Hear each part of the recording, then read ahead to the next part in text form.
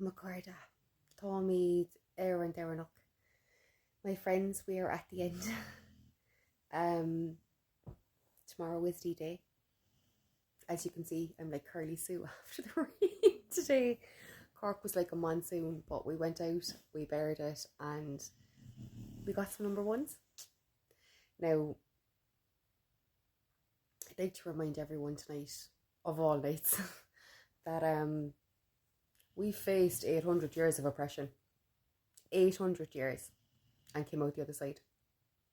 We faced 2 world wars, a famine / genocide, and came out the other side with our names and our religion and our language intact. We kept our oaths. We didn't take the soup. We did what had to be done. We fought. We stood for what was right.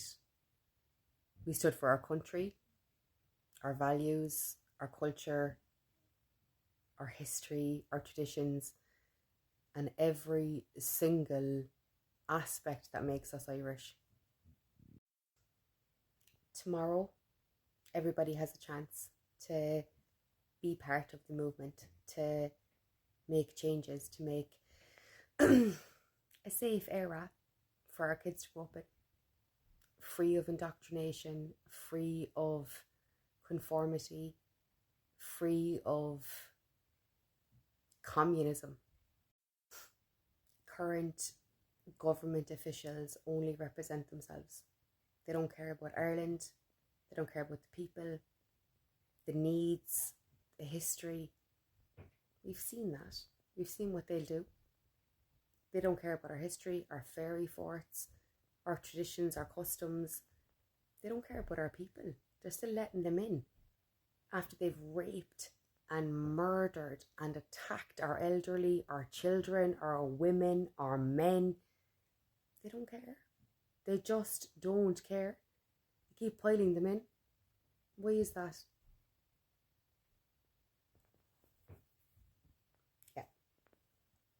You see, it's true for what Donald Trump said, right? When he said that they couldn't recruit guards over in America because there was no spirit for the country, because they were led by spiritless leaders. That's what's happened here. Unfortunately, our country has fallen into the hands of people that have no spirit for era. Like, why in the name of God are people that are not truly Irish running the country? What's that about?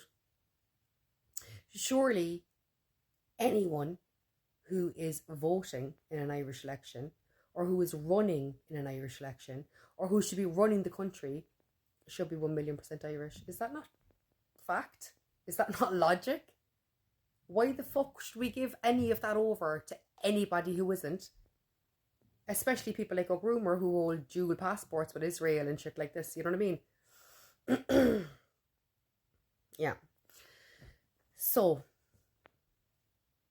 if you want a country like you grew up in, where you could be safe to run around the beach and the fields and the this, and you know, where these attacks and these assaults and everything that were, where once upon a time they were not the norm. If you want that, then vote nationalists. Otherwise, we're going to turn into some heap like the other places. It is up to every single son and daughter of ERA to make sure that doesn't happen, to make sure that our children are safe, to make sure that our children grow up in a world where they can express themselves, where they can have freedom of thought, where they can have an education that is free of being told who they are, what they are, and who they can be.